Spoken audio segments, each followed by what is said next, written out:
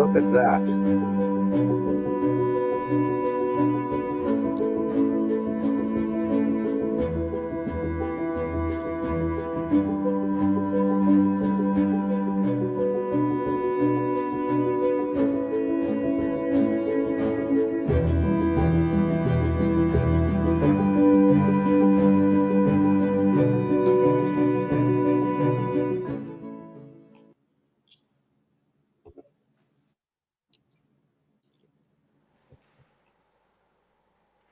So good morning.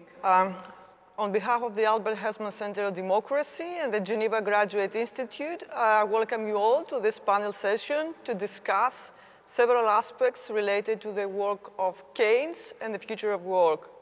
I'm joined today remotely by Professor Shalini Randeria, Director of the Albert Hirschman Center of Democracy, and by Lord Robert Skedelski, Emeritus Professor of Political Economy at Warwick University. Before I give the floor to Professor Randeria, let me stress that this is the first time that a Swiss academic institution, our institution in particular, is invited to contribute to the Delphi Economic Forum as a content partner. We have planned several events, this panel discussion. Also later in the afternoon, Professor Randeria will be discussing with Branko Milanovic on the future of capitalism. I'm also contributing to a number of fireside chats over the next days. So we are very grateful to the Delphi organizers for their hospitality and collaboration, and also very grateful to the Embassy of Switzerland in Greece for endorsing and supporting our events. And in this context, it's my distinct pleasure to welcome to the floor the Ambassador of Switzerland in Greece, Mr. Olaf Kjelsen. Thank you very much. Kyries ke kyri, ladies and gentlemen.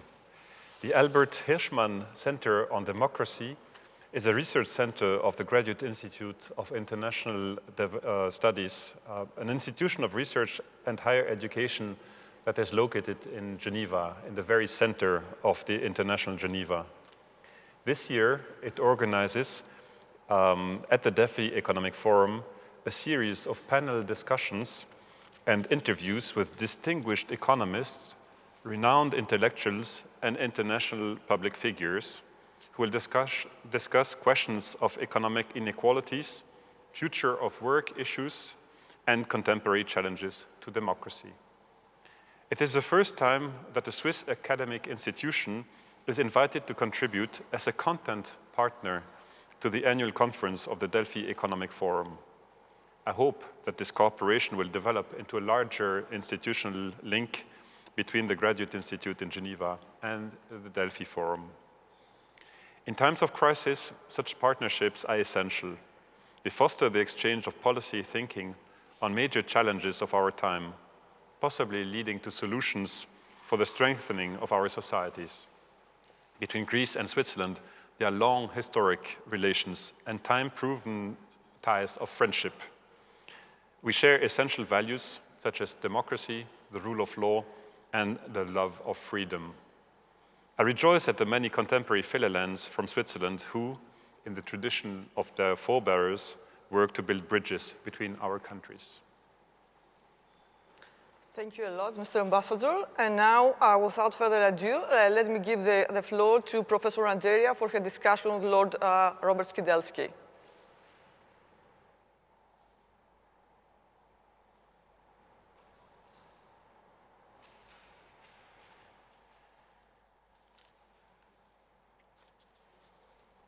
Welcome, Lord Skedelski.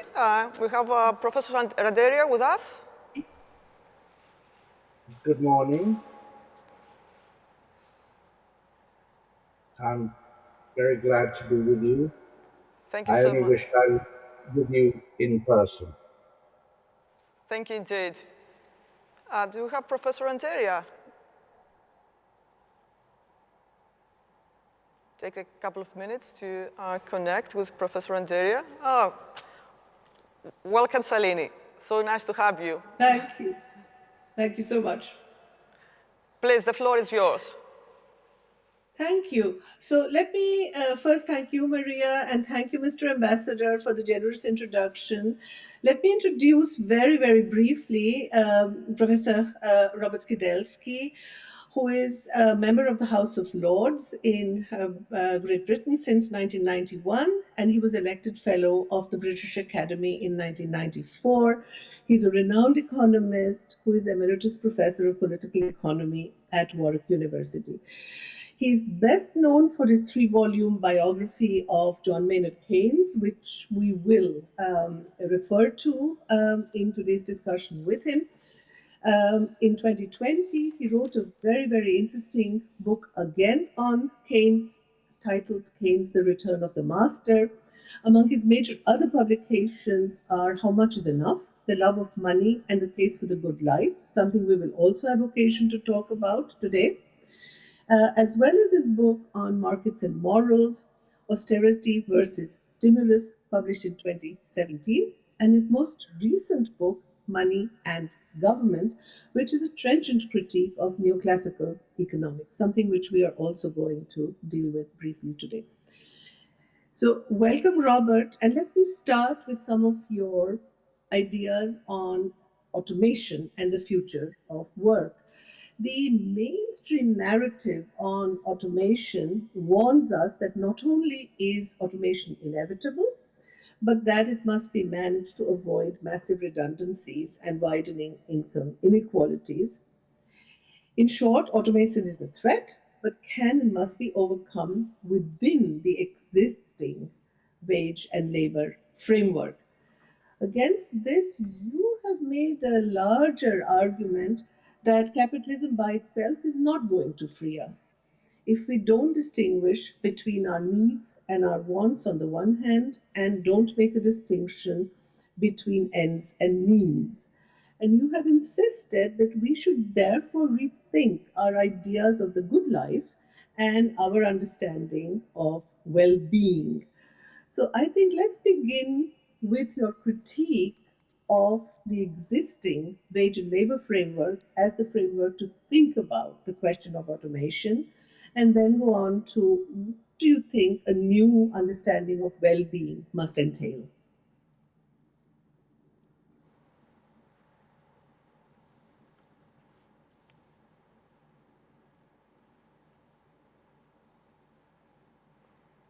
Lord Skedelski, can you hear us?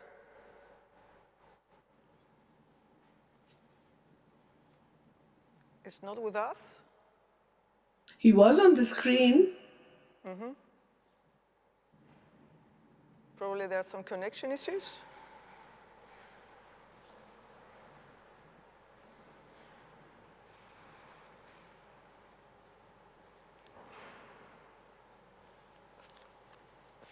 So Professor Randeria, you raised the issue of automation and the impact of automation on restructuring the labor markets and generally the way we do things. I think, do you have what is your take on current developments nowadays, in your view?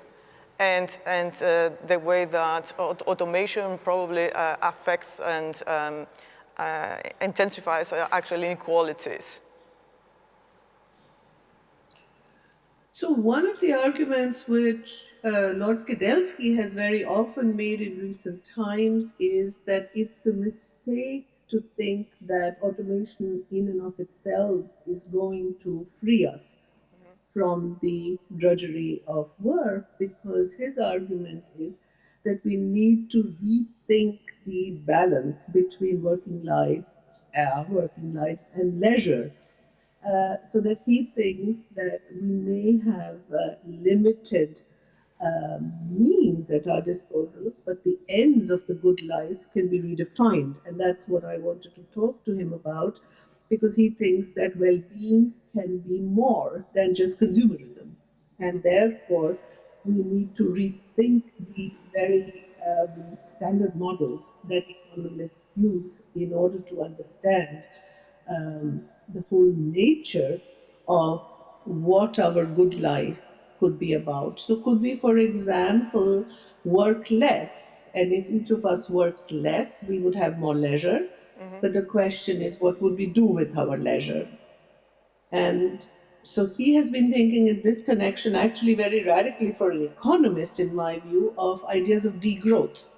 And that is what I also wanted to discuss with him about the critique or his critique of the operational logic of consumer capitalism and why we need to seriously rethink at a systematic level, at the systemic level, about our enormous preoccupation with growth and what could strategies towards degrowth look like, especially in view of two crises. One is a sustainability crisis in the sense of not only the climate crisis, but also a coming crisis of capitalism in view of the finite resources which we have. So that there is an ecological argument, in my view. I think one which Lord Skedelski would also subscribe to, that there are limits to growth, and these limits are given by our rapacious use of the raw materials on the planet, which are not infinite.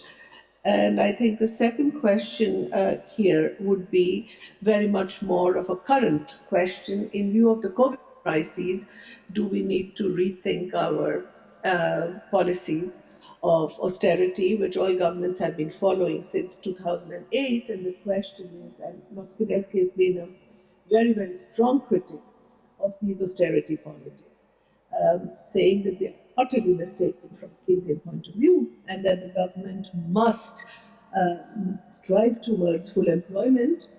So one of the things I wanted to discuss with him was, does he think that the Biden program of investment in the US economy is that a step in the right direction? Does it really go far enough?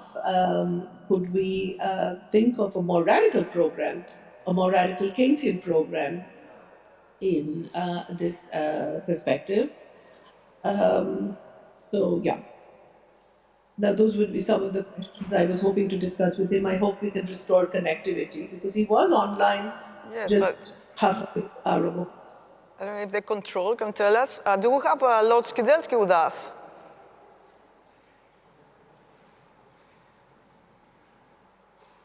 Okay, here. I can't do anything. I can't do anything unless you connect me. You can hear us. Can you hear us now? Can you hear me? Yes, very clear. Yes. Well, I can. I mean, it's not a good connection because I can just hear myself. A moment after I've written said something. But I will try. I'll try. Of course, what Shalini has raised very, very interesting and important questions. And I start with, this is a very bad connection. I can't make any sense of it. I hear the echo of my own voice, that's all. We can fix the problem with Lord Skidelski's connection. I just hear the echo of my own voice. And that means it's very difficult for me to say anything. So you must fix the connection, please. Can we fix the problem with Lord Skidelski's connection?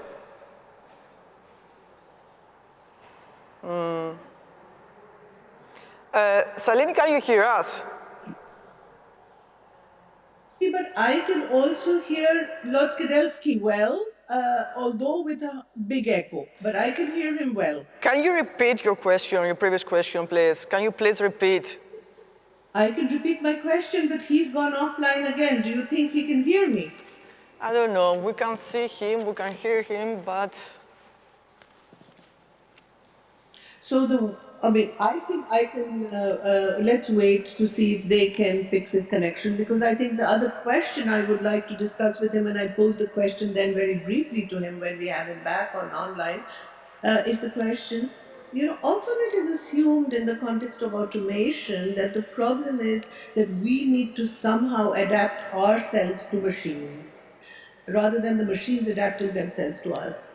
And the major answer to the automation question has always been we need to retool ourselves, we need to upskill the working force in our countries, and Skedelski has argued against that we probably could just live with fewer hours of work, every one of us, and which would give us more leisure. And the question to be discussed then is what would we do with our leisure time? What would we need for not individually. I mean, of course, we could all find ways to occupy ourselves in our leisure. The question is, what does a society do in which people are working less, work is distributed differently, and incomes, therefore, will also be distributed differently? But can we still have a good life and a decent society which allows us to do that?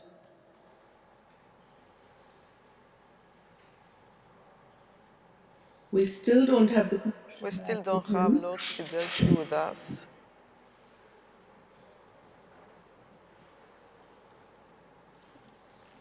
No. Well, let me. There's also I the hope issue we of, can get him. yeah. I So, I can. mean, what Let's hope get him back. But I think the reason why the discussion with Lord Skedelski here would be very, very important is that, in fact, we are in Greece, so we can say actually from thinkers starting with Aristotle to Bertrand Russell, all our thinkers have been fascinated with the idea that one day we could liberate ourselves from the curse of work. And many visions of utopia, starting with Greek thinkers, are about us working less. And Keynes was a very interesting thinker in this reason, whom Lord Skidelski has written so much about, because Keynes predicted that there will be an unparalleled era of leisure due to the increase in incomes over the last 100 years, and there will be higher standards of living. And I think both of those have come true, and yet, Keynes's prediction that we would all be working only a 15-hour week has not come true.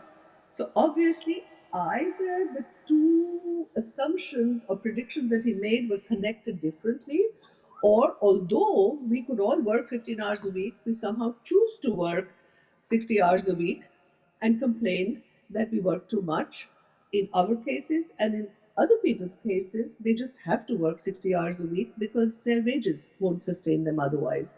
So something is wrong about the way we run our economies, and I think we need to think about that in the light of also our work burden.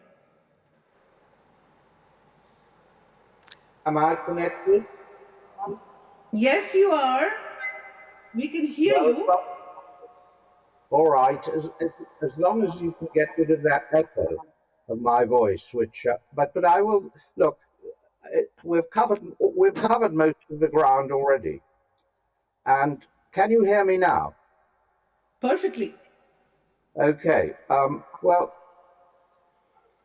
I start with Keynes, and that's a good starting point. And Shalini referred to his little essay, "Economic Possibilities for Our Grandchildren," and that's exactly where he thought. This was written in 1930, and that's where he thought that an era of abundance was approaching, and in 100 years' time, as he put it, um, we would be able to get away with 15 hours work a week, which would satisfy the old Adam in us. Adam, of course, was the biblical reference to the Garden of Eden, and people of that era were steeped in theological narrative.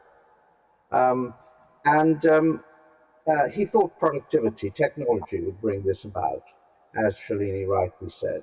I mean, there'd be more and more productivity per hour of work, and there'd be more and more goods. So the era of abundance was at hand. And again, people of that generation, you must remember, were not only steeped in the Bible, but also in the thought of antiquity, and particularly Greek antiquity.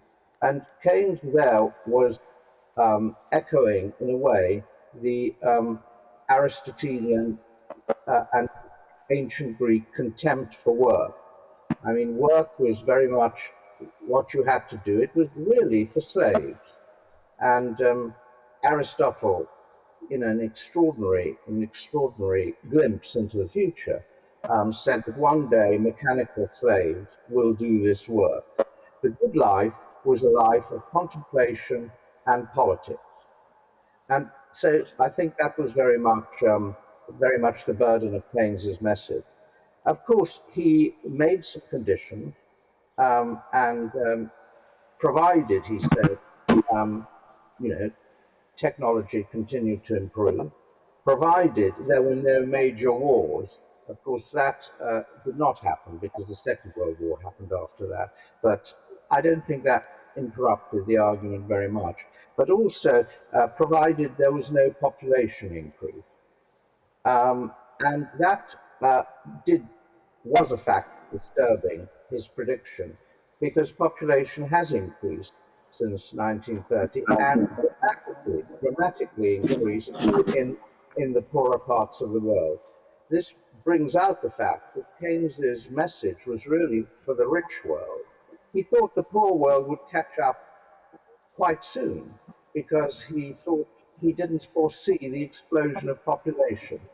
And so that has put off the era of abundance for the majority of humanity, because they haven't, I mean, they have had technological progress, but population has grown dramatically. In Keynes's day, there were about 3 billion people on the planet.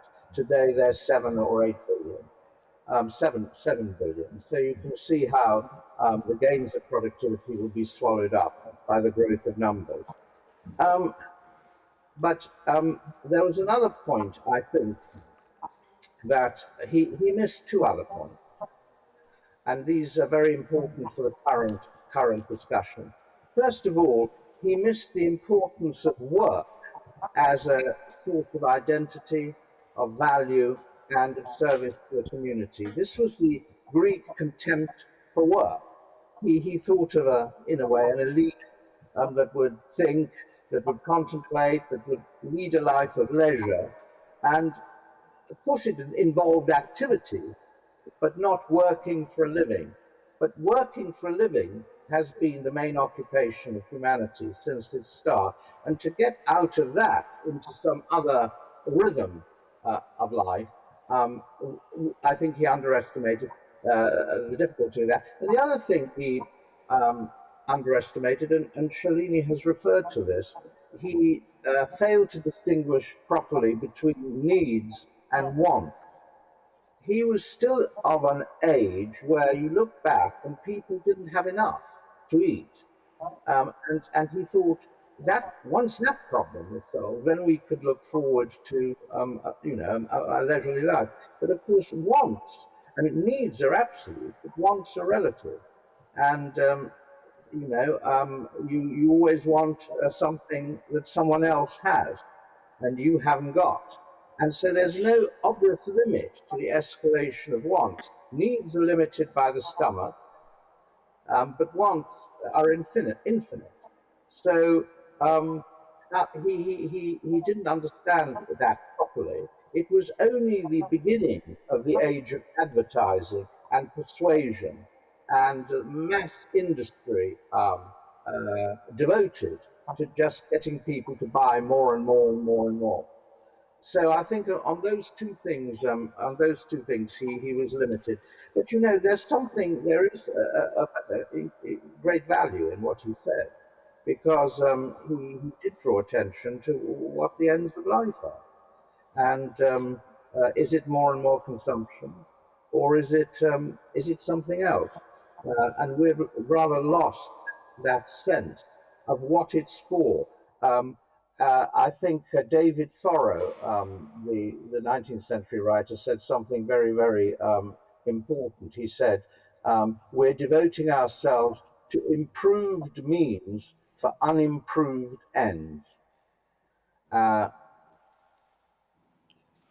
Anyway, I think I've covered a little bit of what you asked me, but there's of course a lot more. I mean, including the actual structure of the labour market as it now is. I mean, it's a huge problem. You rightly said, Shalini, that one reason we don't feel, or many of us don't feel, that we are in a sense of, in a state of abundance, even in the West, is because of the maldistribution of income. I mean, a huge inequality in wealth and income. And then that means that the fruits of productivity growth have been largely captured by a very small elite of owners and technicians. And most people don't feel that they've reached a state of abundance, and therefore have to go on working. I mean, in a way, you have this problem at both ends. The very, very rich are workaholics because they just never have enough money. They think even though they have millions and billions already, and poor people become workaholics because they genuinely don't have enough to eat. And you have this obscenity at the moment of very super rich elites and millions of people relying on soup kitchens. That's a huge problem. So, Robert, two questions that follow from that. One, what kinds of strategies could one have, on the one hand, towards degrowth, which would be the macro picture economically, and secondly, what kinds of strategies could one have towards better income distribution, both within and wealth distribution within a country, but also between countries? Yes, curiously enough, the second is the easiest one, is the easier one. It's politically very difficult, but technically quite easy. You just have a different distribution of wealth and income, which you can achieve through tax systems. I mean, Piketty advocated a global wealth tax. Nice, yes, easy, but easy to think of, and easy even for a technician to devise, but devilishly hard to implement. And almost unfeasible to implement. But policies of distribution, redistribution are easy to think of, as are policies of universal basic income. Again, you can think of them, you can implement them, but politically, the politics stand in the way. And let's go back to that. But on the question of degrowth, I think that's much more difficult because that involves the choice of technology. You can think of degrowth in the sense that we simply go back to the Middle Ages or the Stone Ages, but no one is really proposing to do that. There's some eccentric people, and maybe they're very brave people, are living a Stone Age life here and there, dotted around. They've rejected technology entirely as a devilish, essentially. And I have a lot of sympathy for them. But it's not a feasible solution for humanity at large. So you have to choose technology. You have to choose a technology that does not constantly push against the limits of the planet, against the resources, against climate, and so on.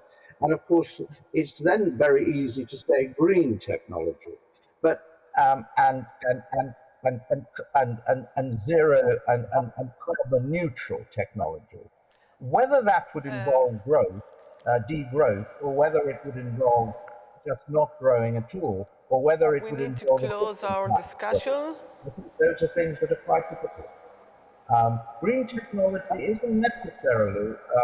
We need to close our discussion. Growth, but it does require maybe a different conception. We need to close. Lord Skedelski, sorry, I have to interrupt. We need to close this discussion. I'm sorry, our time is up. I'm very sorry. We thank you a lot. We thank Professor Randeria for this discussion, and Lord Robert Skidelski, and especially our ambassador. Thank you a lot.